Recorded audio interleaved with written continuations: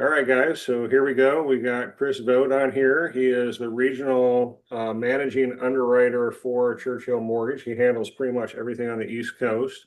And he and I actually started around the same time, and he's been extremely helpful for me because I like to break a lot of eggs, and he helps me put together a great omelet when it's all said and done. And Yes, sir. Yes, so sir. if it weren't for his help, many times we would have a little bit more problems than we typically do. And many times you guys don't even see me sweat. But it's because behind the scenes I'm talking to Chris, and he's been extremely helpful to get everything going. We are going to have a very light attendance today, just because I had some family issues and I haven't had a chance to really promote this a ton. But we're going to talk. Veterans Day is right around the corner, so let's go ahead. We'll just start the conversation around veterans. If you have a question, I know there's not a ton of people on here, but just feel free to chime in when it gets there. Otherwise, I'll keep asking questions, and you'll have to listen to me ramble on. Okay. So we're going to talk about veterans a little bit, and I actually posed this question beforehand because this is one of the questions that we had that came up from somebody else, which is a surviving spouse of a veteran. And can a surviving spouse of a veteran actually use the veteran's entitlement to buy a house? So go ahead. All right. Well, appreciate the heads up on that one too, because that was a good specific question that I had not had in quite a while. So, what is great from our ability, here at Churchill to find things very quickly and the use of a few different tools, that we have to be able to facilitate some of these things that Chris is talking about and putting the omelet on the plate instead of the broken eggs, right? And so very fortunate to have all of those tools to be able to help us out, help all of you out, right? And so with that, there are a few different things as to what we would need in qualifying that surviving spouse, or a few different of the scenarios that the surviving spouse would be eligible to still use the benefit. Okay, so I'm going to try to go through these kind of one by one so you all can have kind of the breakout of where that is. Okay. So if we have a unmarried surviving spouse of a veteran who died as a result of a service or service-connected cause, that person would be eligible. A surviving spouse of a veteran who died on active duty or from service-connected causes, who remarried on or after age 57 or on or after December 16th of '03, that person would be eligible.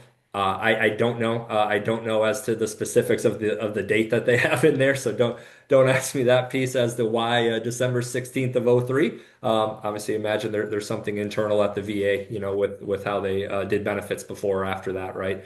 But the other case would be a surviving spouse of a veteran who died from a non-service connected cause may be eligible if any of the following are met.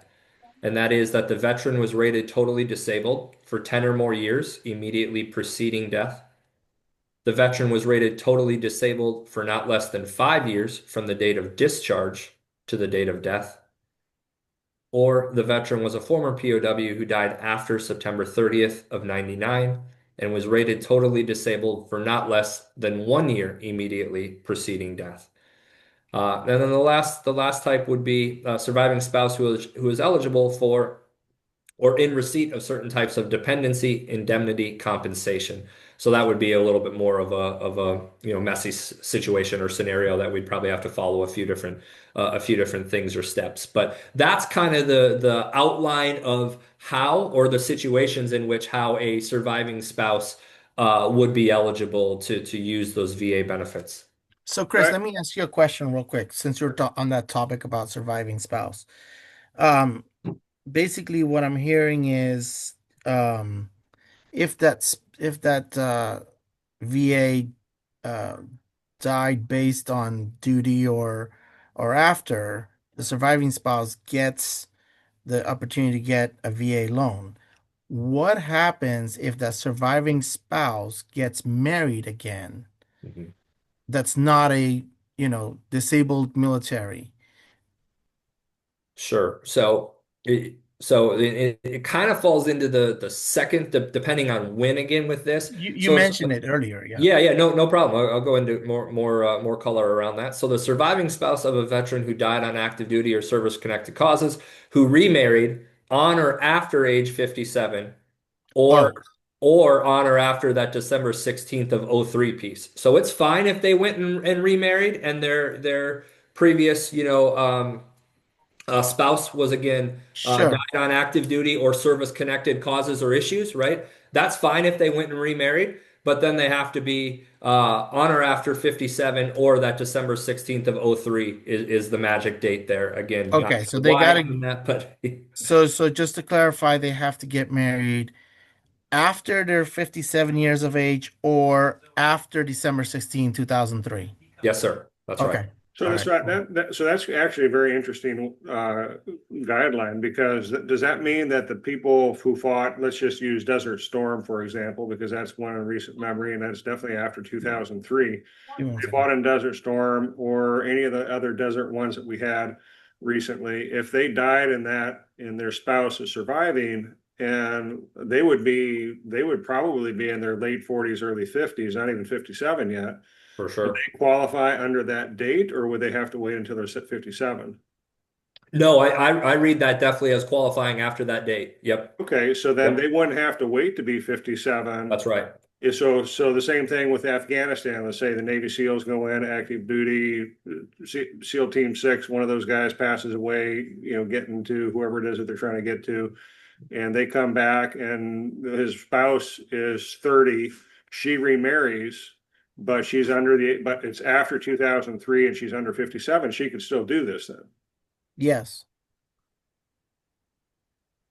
Yeah, yeah, Yes, yes. okay. Yes. Yep. Yeah. Yeah. And Yeah. so and It, that's a piece I can flesh out the whole the date piece in there Chris as well and like I said get back you and I talked a little bit before this if there's things that need kind of further clarification or further kind of peeling that onion back because it is a lot of, okay, Mhm. this road, then this, right? I can Right. certainly do that, kind of bullet point that out for you and provide that to you so you can provide the group as well.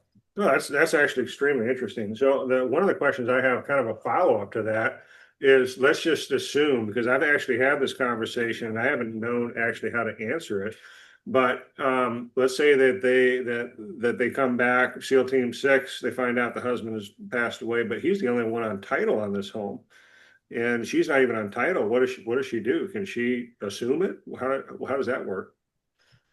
Ooh, the assumability of that loan. Yeah, would she be able to sell it? I mean, obviously, as the heir, spouse, she would probably have spousal rights. Yeah. How does that work for that scenario, a scenario similar to that? So specifically on trying to assume the loan or just the rights of the house. no, assume the loan. Assume the Yeah. loan. I think the rule would still apply with the December 16, 2003 and 57 if they were to assume that loan. Yeah, I'm not, that's a good one. Let's give me a quick couple of keywords here and see what I can find on our end.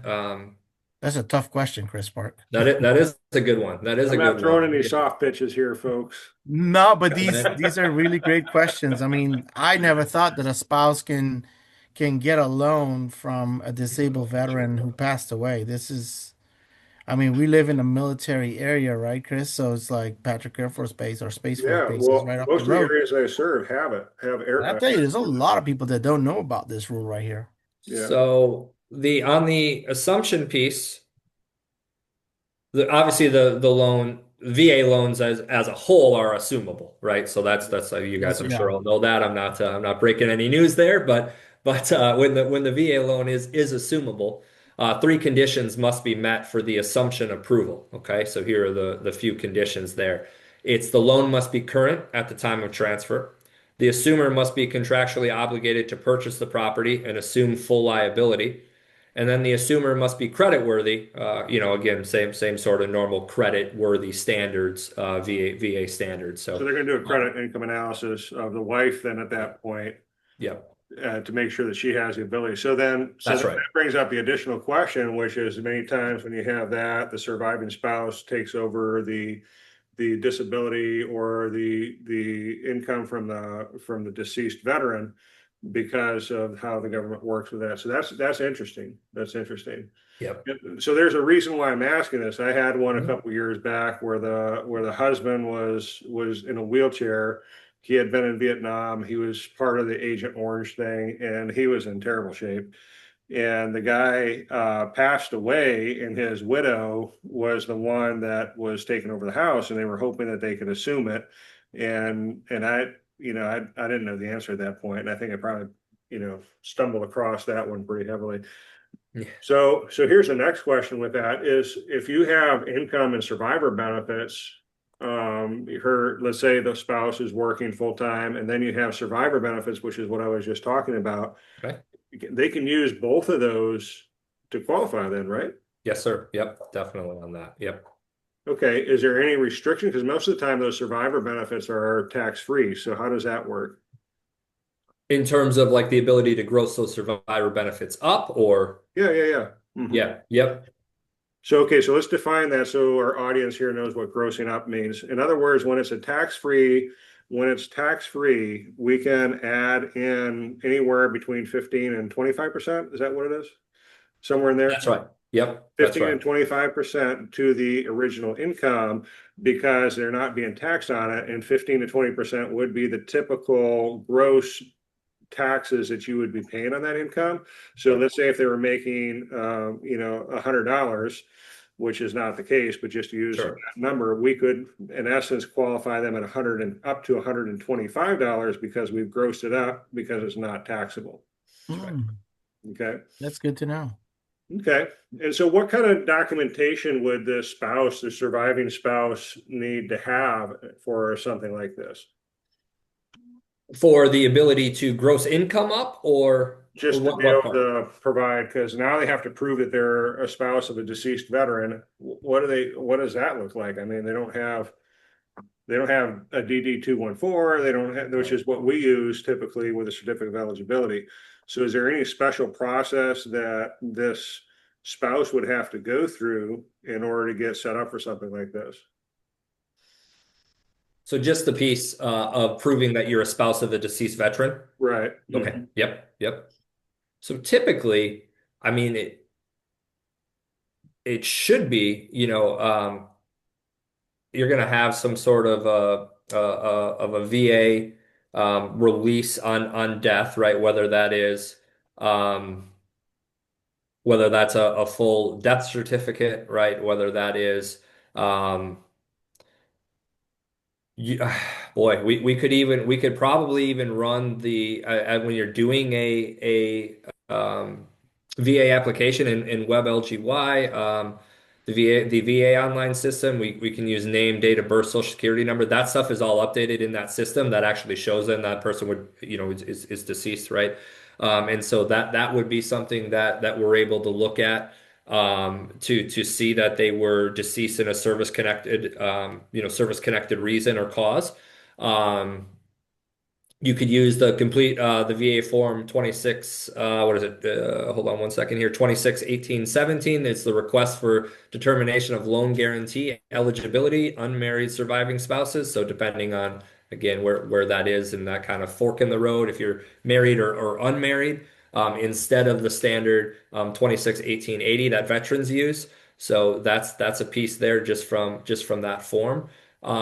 But yeah, the really when it comes down to surviving spouses, again, the VA compensation department's going to determine exactly the eligibility requirements there as well, and that they will assist and assess if you qualify for dependency indemnity compensation, which here according to the guideline is often a prerequisite for the home loan eligibility. So they are going to help with that as well and be able to provide that sort of eligibility, framework and what's needed and why. Yep. Okay, well, that's really good. All right, before I keep going on questions here, I just want to open Right. up the You're all floor. good. I know Randy's been pretty good at asking questions as he has, but we have somebody else in here. If they want to ask a question now's the time. Otherwise, I'm going to plow forward with the next questions. 3, 2, 1. All right, here we go. So now let's shift gears. We're still going to be dealing with the veterans, but let's talk a little bit because I run into this a lot too, because there's a lot of weekend warriors that are playing in the National Guard. And we run into that all the time where they're coming in. I know it's different, but I don't know I know the general public doesn't probably know generally, because I know with the VA, it doesn't take that long to be a veteran and to actually qualify for a veteran's loan. But for the National Guard or Reserve, it does take longer.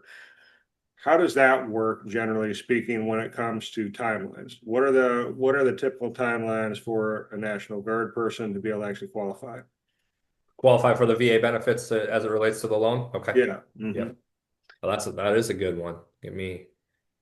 I haven't run across that particular one, as far as the National Guard piece in a while. So let's see here. This is great on my end as well. I get to play a little research into the guidelines as you're asking some of those things too. So Right. we will find the answers for sure. Okay, so you must complete off the bat. Yep. We need to complete at least 6 years of service in the reserves or National Guard Okay. in an active drilling status, unless released earlier specifically for a service-connected disability. So that's first and foremost. And then must have received an honorable character of discharge, a general or a general or under honorable conditions discharge is not qualifying. Service in the individual ready reserve or control group inactive status does not qualify. Okay, so let me add some color to this. So what that Yep. means is if they're in the National Guard, we have to wait, or reserves. They actually have to be on duty doing the weekend drills and their annual drills and all that other stuff. And they have to do that for 6 consecutive years before we can even use the income to qualify, number one, right? Well, the Well, income's income raised would before. Yeah, income would be different. So this particular piece I spoke to Oh, is just just for the qualifying on the eligibility. VA home loan. So they Okay. would not have to use be involved for 6 years in order to use that income. This is just for the VA eligibility benefits under the VA home loan program. Okay, so then Yeah. eligibility. So that means that we could use the income to qualify. We would have to average that because I know they get paid per Yeah. weekend and stuff like that, and it's a little different. Yeah. But in essence, what I'm hearing you say is in order for them to take advantage of a veteran style loan, they would have to finish 6 years of service and be in an honorable status. Is that what I'm That's hearing? right. Yep, that's right. Okay, so that's a pretty big deal. Now I know that in several different areas there are different types of reserves in National Guard. I think in the Virginia area, there's a lot of Army reserves. In Florida, there's a fair amount of airplane Air and Yep. Air Force. Air Force Yep. reserves. Yep. And so that would apply to pretty much any of these. It And does. Yep. There is no branch specific thing. And actually, under your income piece too, to kind of flesh that out a little bit too, as long as, just kind of like any other job, right? As long as there's the history of the income. So in this case, you've got as good an understanding again as any of us can have that our income's probable to continue past 12 months, Mhm. right? So if you've been in the guards, Chris, to your question here as a whole, let's say 6, 7 years, right? Well, yeah, your net income's going to continue for 12 months, right? Or if you've even been doing it 2, 3 years, I can definitely say, that income is probably going to continue for 12 months. And then we're going to take the total period of the active duty and reserve service and kind of so again, maybe your total period. I do know I've seen this. Your total period. Maybe you've been in and out over an 8 year period, right? Whatever reason, you left, maybe you had a baby, right? Maybe you took a year away from the guards, right? But then you went back, right? So again, kind of even as we would like on an FHA loan, like what does that gap look like and why was there a gap, right? So we can consider that total time in the guards if there is some sort of reason for stepping away for however long as well. So I know I've seen that one personally too as far as a question. So a good little piece there. So defecting to Cuba isn't one of them, right? That's not, I don't know that that one would be covered, right? I just had to ask. That's funny. Okay, so that's pretty interesting. Now I've done several crazy VA ones, and here's one of the ones that I've done recently. Before I keep going, anybody else have a question out there? No. No. Okay. All right. So there's this thing in the military called the ETS, or end term of service. In other words, it's coming up. They're getting ready to time out. They're getting ready to retire. And the question I always get is about retiring from the Army or from the Air Force or one of these other places. and using their eligibility, because they're usually, what happens is when they come up to the ETS or end of service, they usually ship them off to a very specific base that is designed specifically to help people get acclimated back into civilian life. There Sure. are some here, there are some in Florida, and there are some in Virginia. One of the most common ones in Virginia is actually just a doorstep away down in the Hopewell area, and the one here in Virginia and Florida also has one like that as well. And so these are set up to help people acclimate to service, to civilian life, and they usually take them through a 12-month to 16-month time frame where they try to integrate them from military life into civilian life. Now, how does qualifying for buying a home during that time frame work? Because we know we have a specific end date. They still want to use their VA loan. They know where they're going to end up. They know all this stuff. Talk us through how something like that would work. Sure. So do we want to, I think, probably focus on the retirement within 12 months piece? Yes. Is that fair? Okay. Yeah. Yeah. So if that is, so we'll go down that road. We can do it. There's going to be some documentation that is required. So documentation that the service member has reenlisted or extended their active duty to a date beyond the 12-month period following closing. Verification of a valid offer of local civilian employment following release from active duty.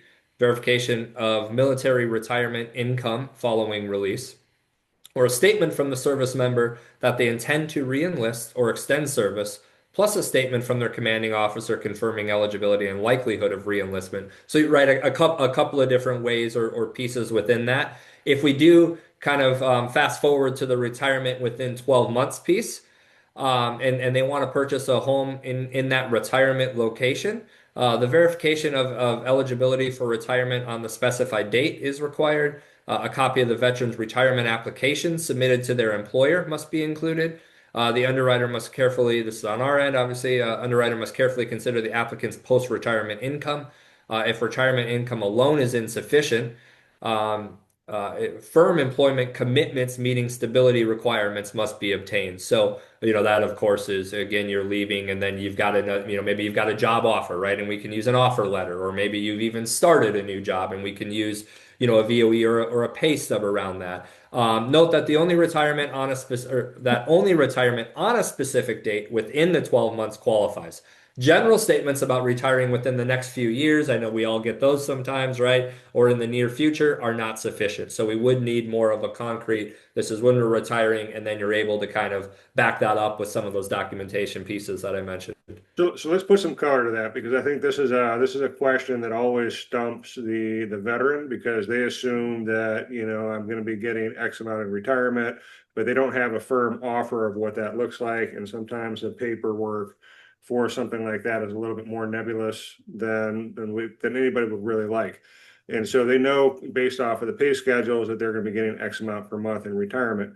So, or that they're simply just finishing their 4-year term and there is no retirement coming afterwards, but they want to use their VA loan. So what I'm hearing you say is that if it's within that 12, if it's after the 12-month mark, wink, wink, we don't know about the retirement. It's kind of nebulous out there. We can still do a veteran's loan, assuming the pay from the current situation with the military. But if we already have an end date that is confirmed by a document, once we do that verification of employment and we can see the end date, now we have to prove that past that 12-month mark, there's some form of income that's going to consistently continue. Is that what I'm hearing? If the retirement income alone is insufficient. If it's written. So of course, if that retirement income alone was sufficient enough to qualify, we would not care past that point. But if it's not, right, and we're at whatever we're at, 60-70%, ratio piece, of course, then we're going to need some understanding of where that other income is going to come from. Yeah. That tends to be a little bit of confusion for them, because they can see that income coming and they can see the retirement piece coming, especially if they're more than a 4-year veteran. Let's say they got 30 years and they're going to be retired and making that happen. That's perfect. We can generally piece that together, but it is a little hard for the guys who are just coming out of a 4-year term and that's it pretty much, to try to figure out where they're heading next. Right. With their ETS. on something like that. So then in essence, with somebody who's coming out fresh like that, not 30 years of service, they would almost need to have an offer letter in the civilian world or something like that so we can see the continuity of income. Probably, right. I would assume most of the time that's exactly right. They're going to need Okay. something like that, and or even a start date or maybe a first pay stub or two. Yep, yep. Okay, now they don't get their disability rating at all during this period of time, right? I mean, because that's a huge deal for a lot of local, state, and local areas where they get 100% real estate taxes and stuff like that wiped out. They don't get Right. that until afterwards, right? That's right. I don't believe they get that at this point. Yep. Okay, so Yep. then we wouldn't be able to do any of that until after the fact, as far as removing taxes and stuff like that. Yep. Yep. Okay, all right. Any questions from the field? Anybody have a question on this specific topic? No questions at the point? Okay. All right. And so let's see here. So a next one that we see a lot of times when we're dealing with people coming out, especially those who have not only have like four, maybe one tour or two tours. In other words, they're not, 30 years in getting a pension retirement from the VA, that Mhm. they're going to be getting their GI Bill. And in the GI Bill, there is some form of income that they do receive during that so that they can go back to school and other things like that. Now, this GI Bill, I've seen it be fairly, I mean, generous when it comes to income for some of these veterans. How does that work? Can you use that GI Bill as income for qualifying? Well, that's a real good one, Chris. I don't know that I've had that one. So No softball pitches here, folks. right. Give me a quick tick on that one on the GI Bill as far as specifically, just so I understand income piece of that, right? Just the income, yeah. Yeah. All right. Let's look here. Nothing there.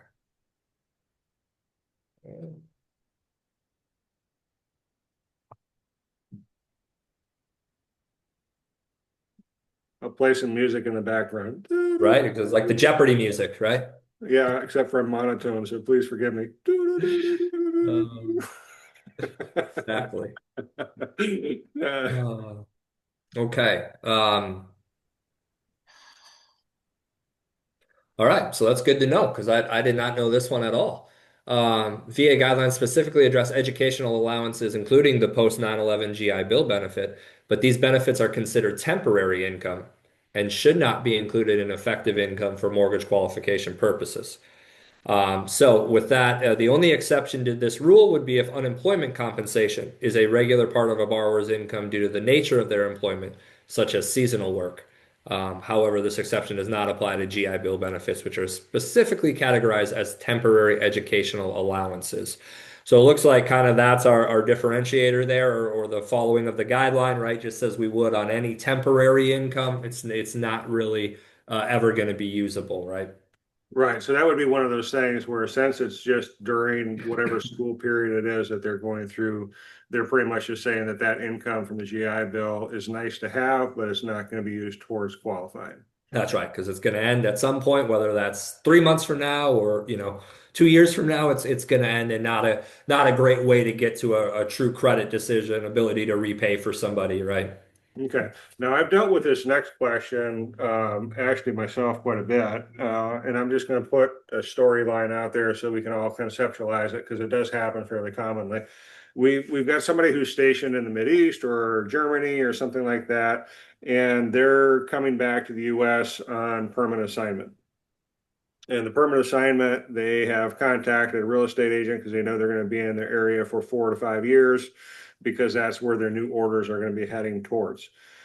But they're still living in Germany or in the Mideast or in wherever it is. Okay, they're just not here in this country. How do we get them? How do we set them up? They're coming to town. They're not here yet. They're supposed to be here in summer of 2026, but they want to buy and move their family in right away so that there's no lag time for them and their family. What would be the steps for something like that?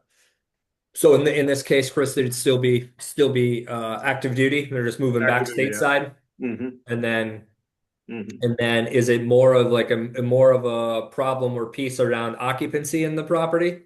So it's partially occupancy because they're not going to be here. They're going to try to buy the home in February, but they're not going to be back into the States on permanent assignment until April, May, June, somewhere in that timeline. Yeah, Are I there any think restrictions to something like that? yeah, I think on this, I'm going to get the exacts, but we can do it. And I think one of the pieces, let me again get the specifics. One of the pieces would be, um,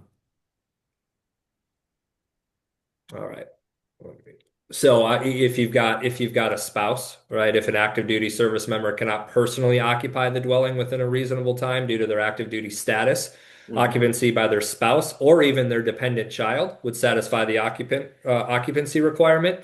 However, the other pieces of that, to somebody coming back, obviously currently live in the property. That's not really the question. So intend to personally move into the property and use it as their home within a reasonable time. So that's where again there's some underwriter discretion, right? There's some piece of how that guideline is written, and I know I've had this one since being at Churchill. What is that reasonable time?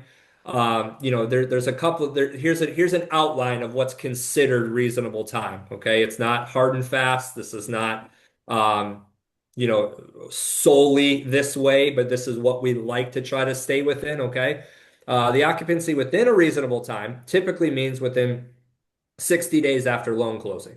However, more than 60 days can be considered reasonable if the veteran certifies that they'll personally occupy the property as their home at a specific date after loan closing, and there's a particular future event that will make it possible for the veteran to occupy on said specific date. So exactly kind of Chris, where I go with your question, right, is hey, I know I'm coming back to the States, like you said, July 26th. I even have my orders stating such, right?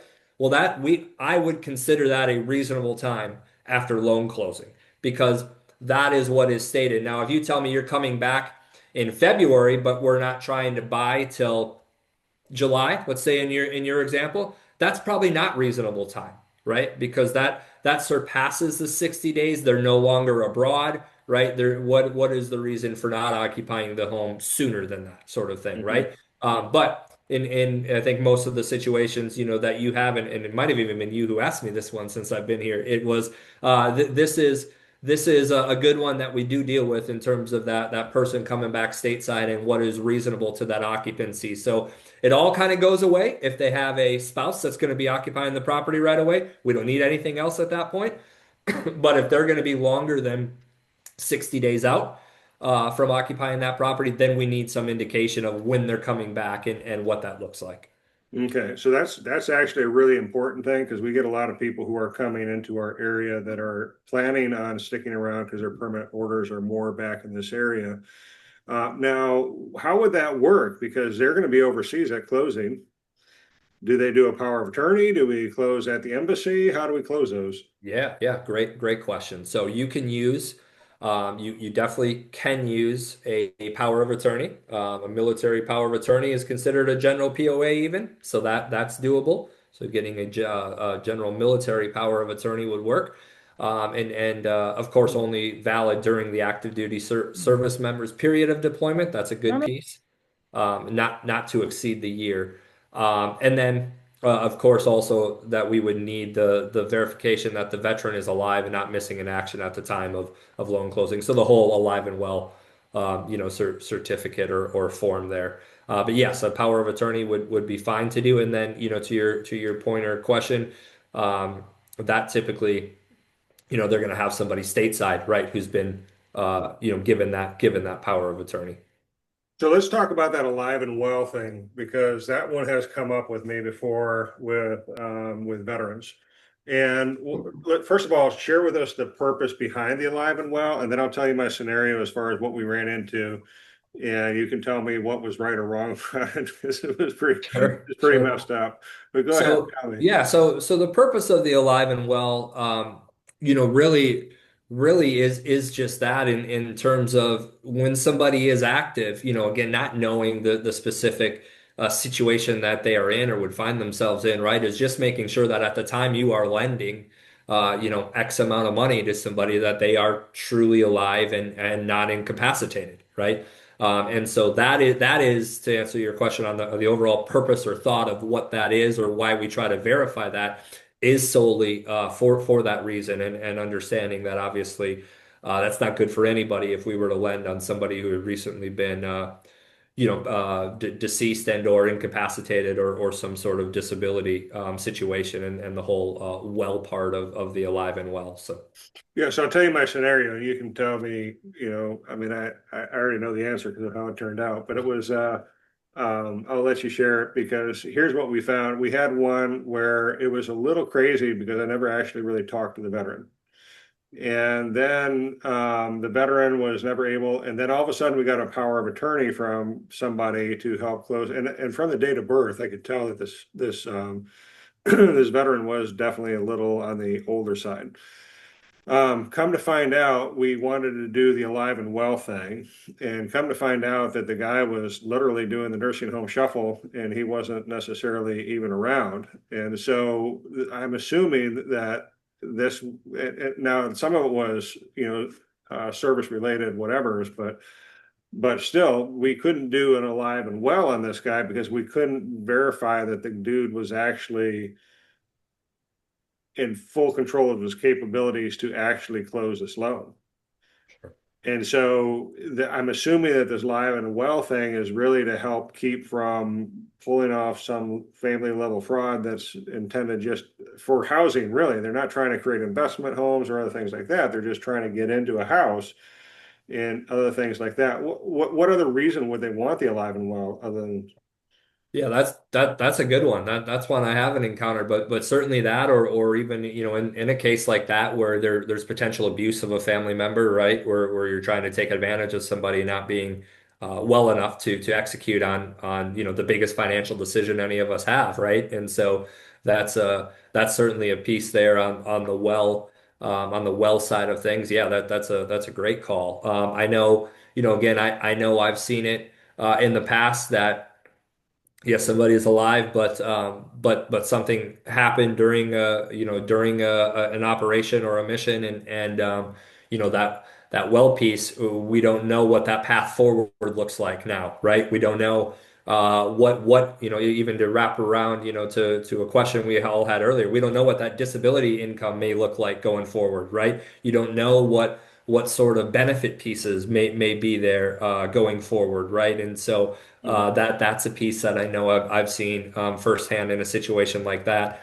Um, it doesn't come up too often though, honestly, from the having an issue with the alive and well piece, right? It is more kind of just I don't want to say a formality in that we all should be thinking of it as like a rubber stamp, but it is kind of more of just a formality piece than actually typically causing an issue. Yeah. So let's talk about things that do come up pretty often. One of the ones that is not intuitive that does come up an awful lot is childcare expenses. What is it about the VA with childcare expenses? Why do they have to certify and share those childcare expenses? In terms of like what goes into the documentation of that, or like the actual piece of how is it calculated? Well, they use childcare expenses as part of their debt to income proportion, from what I remember. And so that's something that is not intuitive because conventional and FHA don't have it. Correct. So I mean, I know we can't peer into the VA's mind and figure out exactly why they're doing it, but tell us a little bit about the calculation of what we have to do and why we have to do it and how we can get around it for some of these. Sure. Yep. So yeah, that is a piece obviously that is very different. I didn't understand when I started underwriting VA stuff either. Too long ago. Date myself here as well, but I've been, doing this since I was 10, clearly, right? So it was about, Right. 20 years ago when I had some of the same question as to the child care expense piece, right? But for children up to the age of 12. So one piece of what you just said, right? How do you get around it, or what are some of the documentation standpoints? So up to the age of 12, we are responsible for determining if there are any childcare expenses for the borrower. And so childcare expenses must be included as job-related expenses, okay, along with any significant commuting costs or other, costs that are associated with the borrower or spouse's employment. These expenses are listed under the job-related expenses on the loan analysis form. Why? So twofold, there are I don't want to say, again, a program to be taken advantage of, but the VA is a phenomenal program, right? In terms of the eligibility and the benefits given to veterans to buy a home, right? And obviously a reward for their service, certainly, right? And so um, that piece is just trying to get the better full picture of what somebody's ability to repay would be, right? And factoring in those expenses that aren't a factor or aren't a part of a DTI that do, and again, a normal loan, Chris, to your point, that would affect somebody's ability to have X amount of free income, right? Or of residual income, if you think about it that way, right? As that goes into that calculation. So, um, there's not, I guess, ways your piece on, what ways around it. Um, of course, if there aren't childcare expenses, right, you've got a stay-at-home spouse, or you've got family that's willing to watch the kids, whatever, whatever again the situation is. One month it's I've seen kind of like base pooling of that, if you will, right? Like nobody's really paying for it. Like, hey, you've got them these couple of weeks, and we've got them these couple of weeks, right? And that's kind of how we're handling it. Yeah, if there's not an expense associated with it, it's not something that's got to be factored into the analysis or that calculation. Um, So you we had know, to do that on one that we closed a while back, and the borrower had two children in daycare. They were both in the younger age group. I don't remember the exact time, but their child care expenses were about $1,000 a month. And by the time we figured that as part of their debt to income proportion, that literally blew the whole deal to nuclear levels. sure. It was not cool. So Yeah, luckily what we had was is that they were buying a house near mom and dad. there you And the go. plan is for mom and dad to watch them for a period of time. And so we were able to reduce that, eliminate that childcare expense, and in essence, still qualify for the purchase of this home. I mean, I'm going to tell you that was definitely, so some of these questions I'm asking are out of personal experience and scars. If you look right here, Yeah. there's one right specifically related to that one. Uh, Yeah, no, uh, and because like you said, right, I think we all get wrapped up in every other mhm. call it whatever it is, 80-90% of your business that's not a VA loan, whatever, again, whatever it is. And this is the only piece that you've got to account for that. It trips people up, it catches people off guard with that, and certainly a great reminder, one that is no real way around it. If there's expenses, it's got to be accounted for. And obviously the way around it is if there aren't expenses or family or some of those situations that you mentioned. So there's another non-intuitive but very common thing that we have to do a calculation on, which you mentioned earlier, but I think we need to add a little bit more color to it, which is the residual income.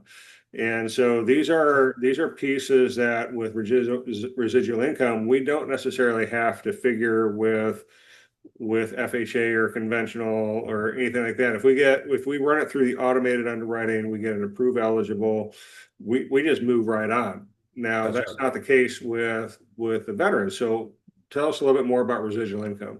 Sure. So what we're doing there, you're going to kind of try to just walk through the few steps of the calculation and what that is. So of course we're going to start with the borrower's gross monthly income. So still gross there.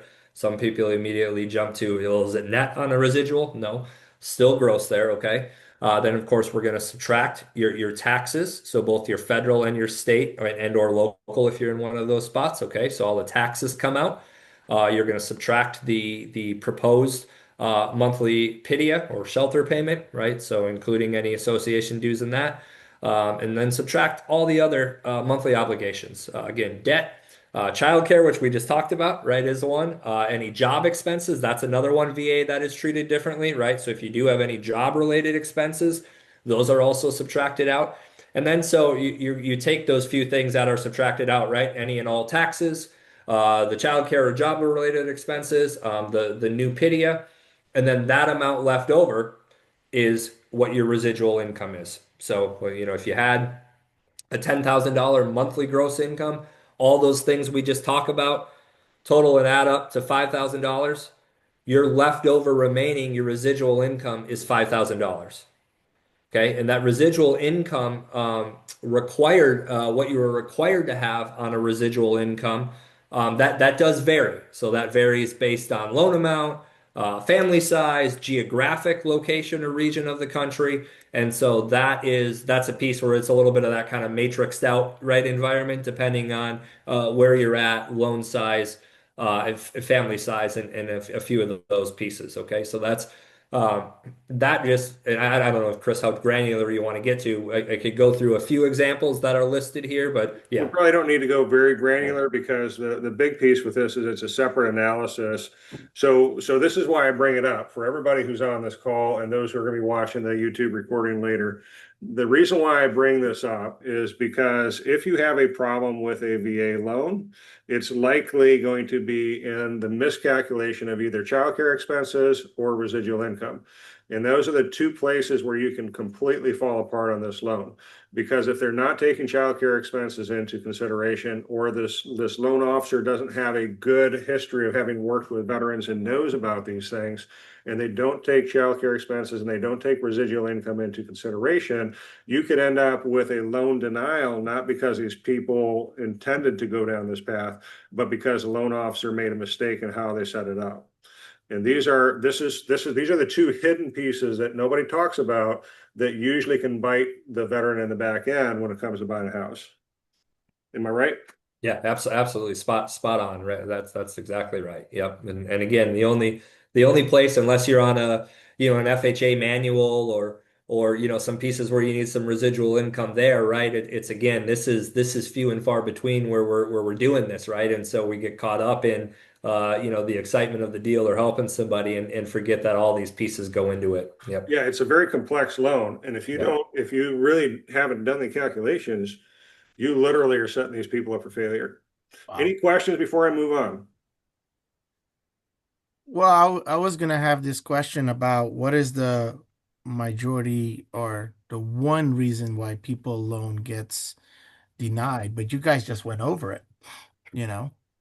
Yeah, I think I do. I think it's exactly as Chris just said. Yeah, no need to trample on him here, but Yeah, that's it. It's this that's is this is a big one for and you're sure. right, because no one ever talk about it. Yeah, You within the know? VA space. I mean, every once in a while, I was just dealing with one last night that we were entirely on the fence on. It came down to, a compensating factor. It was a credit related decision, right? So I would say this piece, as Chris said, as well as still some credit related pieces, because VA again does allow for a little bit more flexibility or variability in what the guideline is, right? Where it becomes a little bit more of a, in this case, my risk tolerance, Churchill risk tolerance, right?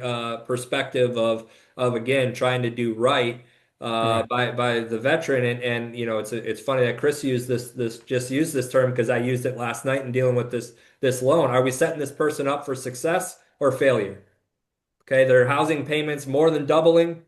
Got a propensity shown here to not be able to use credit real well, right? So what is kind of that overall risk tolerance? So outside of what Chris just mentioned in this calculation, I'd still say the other piece that I see is credit related. It's still somebody who's vacillated on 600, right? It's not great credit, it's not terrible credit, but it's not great. And then it's the housing payment piece. It's, Yeah. now my housing payment is going up 200, 250%, Yeah. right?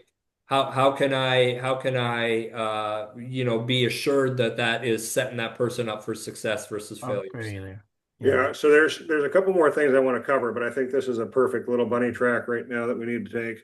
And I'm gonna take it real quick because I think that, and Chris, I'll have you interject and tell me where I'm right or wrong in this. Sure. But there it really comes down to data in, data out.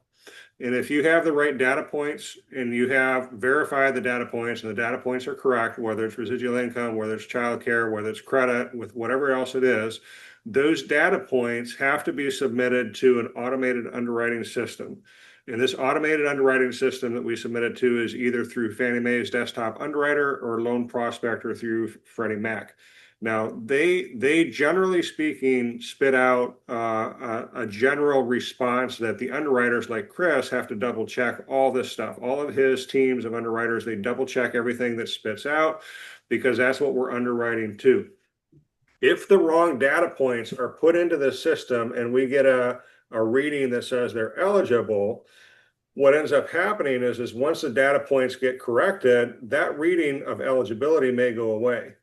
And that's the piece that most of the people don't realize is data in, data out, is that yes, it's residual, yes, it's childcare, yes, it's income, yes, it's credit, yes, it's all these other things. But then if you don't have the right data points in the right spots, you could get what's called a false reading. And that false reading may give you the expectation that you're getting a loan, but if you haven't double checked it, you can't. So if you're a listing agent on this call today, or you're a buyer's agent on this call, here's 3 fail-safe ways to help you understand whether you actually have a pre-approval or a loan, or you do or don't. Number 1, have they double checked the data points? Okay. And when they double check those data points, have they run them through the automated underwriting system? So these are questions that you need to be asking every buyer, and you need to be asking if you're receiving a letter on a listing that you're getting, you need to be calling this lender and talking to them and asking them this question. Have you double checked the data points, and do you have an approval through the automated underwriting system? Now, you're going to shock the heck out of them because they're not used to being asked these questions. But if you ask a question, it's AUS. That's what we refer to it as, is AUS, Automated Underwriting System. Do you have an approval under the AUS? If they say yes, no, or they hem or haw, now you have to check letter number 2 or dig deeper on this. Question number 2 that you need to ask as a follow-up is, okay, because it spits out all the guidelines, have you reviewed the guidelines? And do these people conform to the guidelines that have come out of the automated underwriting system? That's question number 2. Okay.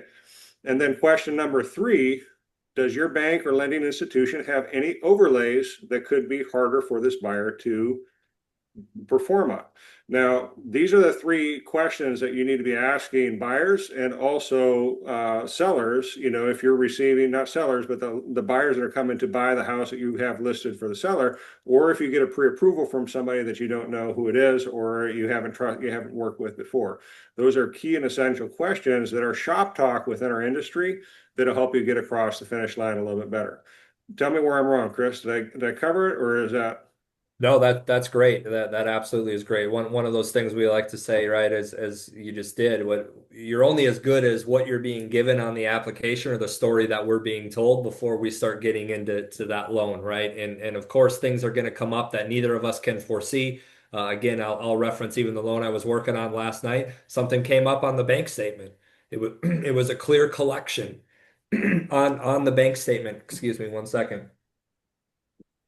Clear collection being paid on the bank statement that was not referenced on the credit report. Okay, so just to kind of further into Chris's points here on data in, data out sort of thing, right? I know it's a slippery slope trying to get into again, personal finances, why or how people do the things that they do, right? And their ability to use credit. But look, we needed some more information in this case. What caused this collection? Why, right?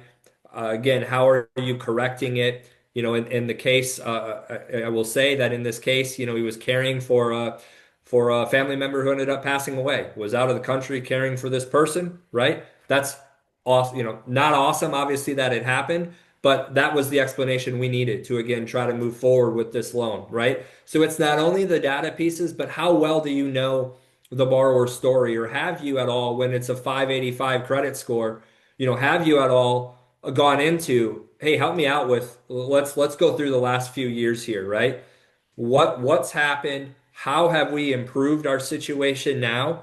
What are we doing differently today? Because look, guys, on this loan again that I was working last night, the DTI was 27%, right? Not a loan you should think you're going to have an issue with, but credit was our issue, right? So even at that income level, you're showing the income, you're showing the ability to repay. Yeah, I really feel like we're missing something here, right? What is happening in that personal credit usage to cause credit score to be like that when we've got a 25% DTI in this case, right? And so again, that collection that popped up, that was the thing on this loan that we were really struggling with, because not to get too far into guidelines, but if you're at a collection scenario, it's exactly to what Chris was just talking about with the AUS. Look, AUS in this case didn't read it has no knowledge of that collection because collection wasn't yet reporting on any on credit, right? We only saw the collection through the bank statement. So now, do you have an accurate AUS approval or not? Because the AUS didn't read the collection, right? And so that's you can kind of see the road that we had to go down in this one, right? So I just think it's very not only everything Chris said was spot on, but it's very important to understand the individual and the story behind that piece, right? And so look, in this case, I would have loved for our loan officer here to have already had those answers instead of the night before closing us working on these pieces, right? And I understand things are going to come up and all that, right? But again, the more we can know beforehand, and again, put all of us in a better situation so we're not rushing something at the 12th hour. I'm not on a phone call at 6 o'clock trying to still make this one work so the person's in the house the next day, right? So I think the most we can do to understand the situation, even as uncomfortable as it is, to try to dig into some of those personal finance talks. So I want to build off of something you said here, and then I'm going to open it up for question. I have one last thing to talk about, and then questions, obviously, from everything here. What you're bringing up is actually a very good point, and I want to point this out because it's very necessary for people to hear it. Is that most underwriters, if you're dealing with any kind of institution, they shut their phone off at 5 o'clock, and you're literally done.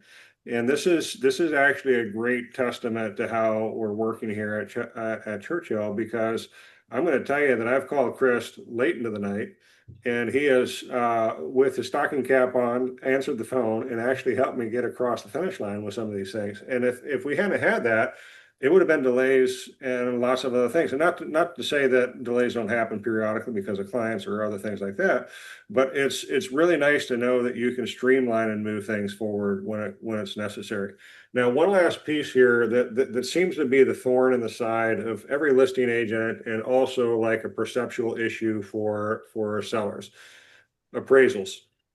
What is the deal with appraisals, and why are they so much more stringent? Just from a value perspective, or Not value condition. It seems like condition is the bigger question that a lot of people have when it comes to VA appraisals. oh, that's a great question on why. Yeah, I'd like to ask that question to some of these that I see as well. Why are we calling this out? Where, really what we're going to want to look at in anything that was presented is safety, soundness, structural integrity. Right? That really is like I had one the other week, Chris. They were talking about a window seal. I don't care about a window seal. Okay. We're not going to go back and require a window seal to be fixed. Okay. So just kind of on this point, right? But things that are that safety, soundness, structural integrity pieces are really can be deal killers, or again make you go back to, now I need a foundation repair, right? Now I need I'm dealing with a waterproofing one right now, right? Presence of water in the basement, water remediation, right? What does that lead to? Not necessarily on its own, water might not be an issue. You might say to yourself, hey, that doesn't fit the things you just talked about. Well, it can be a safety piece, right? If there's mold that ends up happening from the water, right? And so that's kind of the pieces that I see more. I will absolutely agree with you that it seems to be more nitpicky across some of those other things that we don't always need, and that again that we would like to then lend a human eye to in saying that. Okay, we can deal without this window seal being fixed, right? We don't need an inspection. I don't need to escrow for completion on these things, right? But I understand that it is not easy. It adds an element to the deal, right? It adds between agents trying to negotiate through some of those things. I wish I had an answer. There has not been any sort of industry-wide communication as to tightening down the standards of any of that appraisal piece. But I think with that being said, I think some people are so maybe newer appraisers who've gotten into the game in the last 5-10 years, kind of saw values that where they were in the previous kind of market or crash, and have really made sure they're trying to be conservative in their deals. And look, my wife is in the business as well. I have some buddies who are brokers, and you lose deals on value all the time, right? And so that's frustrating. I know for everybody out there. I wish I had a better answer as to, what's causing some of that, but I do think it's psychology of the market as well. And So let's talk about, I think Randy has a question. Do you have a question, Randy? Yeah, actually, I did. Especially on the VA repairs. Do you see, so when we're submitting an offer that's a VA, on the VA addendum, it states how much you can request for repairs on a VA appraisal. Um, some agents put 100, some people put 500. I haven't seen 1,000, but um, I put zero. And for some reason, I seem to find that whenever an agent put a dollar sign on there, it gives the appraisal, and I could be wrong, it gives an appraisal a reason to go and say, well, that door that's on the side of that garage has a frame that actually has wood decay on it. So we're going to need a carpenter to go and change that wood frame because we think it's, termite or something like that. And it's not termite, it's mostly water damage from rain. sure. Um, so do you see that whenever there's, a dollar figure in a VA addendum for repairs? I mean, this is in Florida, but do you see that that happens? It causes the appraiser to make those requests? I mean, that would be a tough. I don't necessarily say that I could link those two. For sure. I think you could certainly speculate. You're more apt to see that if you've got something there, but I don't. I don't have enough of that. Hey, to say on the last 10 deals that we did or didn't have a number in there, cause it to go. One of those two ways, right? I think again, in looking at it, I think it's very important that you all have that piece or that understanding again of, okay, well, I know what the VA repair requirement is, and I'm going to read it to you just what you were talking about. I'll read it to you right from the guidelines. So I think it's all important that we know, right, where we can push and what's needed and what isn't, right? So as I talked about, repairs are required for defective conditions that impair safety, sanitation, or structural soundness, hazards that may adversely affect occupants' health and safety. So we kind of talked about mold, right? Affect Yep. structural soundness or impair customary use and enjoyment of the property. And the only piece on mechanical system is that they must be safe to operate and protected from destructive elements. So I Yeah. think a lot of times, right, what happens that I do see to just finish this out, Randy, is that piece of something is being asked for that might not be necessary due to Yeah. the guideline, Yeah. right? And so I think that's the piece where, again, to Chris's point, what I say we do a very good job here, a great job here at is okay, just because, again, it's called out in the appraisal, does it fit any of those things we just talked about? We're not just rubber stamping and making final inspections and repairs necessary without a human element to looking at that, Yeah. right? And really ensuring that it is necessary. Yeah. Because I know a lot of places are just, oh, whatever's listed on the appraisal, we need it. Need it, need it, need it. Inspections, repairs, blah, blah, blah, right? Money out the window, time, everybody's angry, Oh right? yeah. All those things, right? And so I think Absolutely. again, a piece that I will say, since I've been here, that I believe sets us apart within this too is the ability to discernly look at that and say, that might be a want, but is it a need? Yeah. No, Two I very mean, different things, right? yeah, because what I see is a lot of times, and this has nothing to do with you guys. I was a listing agent, another buyer brought their lender, but the appraiser went out there and, he picked on cosmetic woodwork stuff that was not structural, just cosmetic look. Okay. And the issue that we had with it was that it was the exterior of the building of the townhome was actually HOA responsibility or condo responsibility when asked for them to fix it because we're going to close in a short period of time. They were like, well, we're not going to be able to do that. We don't have the manpower to do it, you know? Yep. So, but it just puts everybody under stress. And so I was like, was it really necessary? I don't, in my opinion, I don't think it was anything that is, structural or integrity of the home and stuff like that. So the Right. seller end up going to blow that $1,000 to make the repair so you can close on time. And then at the end, just to find out, the appraiser doesn't go back and inspect it. The people just turn around and said, "Hey, do me a favor, take a before and after picture, send it to me, send me the invoice, and we'll clear it." That's right. That's right. Because again, at the end of the day, right, this is what I even tell people on my team. You got to remember, the appraiser is not an inspector. That's right. They have no basis to say, again, what is that? That's why a lot of times you get into foundational inspections or Yeah, that's different. structural, That's structural. integrity inspections, right? Because the appraiser is not doing it. And then to your point, the appraisal was marked as is, and there's no final needed. And yeah, yep, that's But So here's so I mean, you can't probably tell me this, but let's assume the appraisal comes and says it's as is with repairs, and these repairs are really not needed. But for underwriter purposes, they have to be cleared, otherwise it won't go through. So, yep. So there, it's depending on what those repairs are. We can request, and we have gone back through the AMC channel, right, and requested that the appraisal be revised in that, or explained as to why XYZ thing may cause one of those previous pieces, right? Really, structural integrity, safety, soundness, those things, right? And so it depends on who you get as far as an appraiser, right? Some Sure. Yeah, are no, absolutely. I agree with some that. are absolutely going to dig their heels in and not gonna go forward with and revise that and unless you're seeing those pieces. But some will work with you and kind of explain out what they have seen or why they view it as that. And so that really is kind of case by case there as to people being willing to revise what they put in there or not.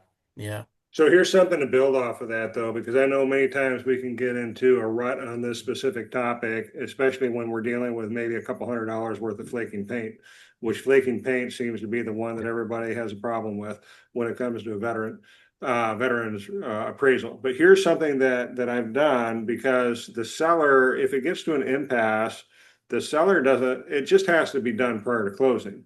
It doesn't necessarily have to be done by the seller.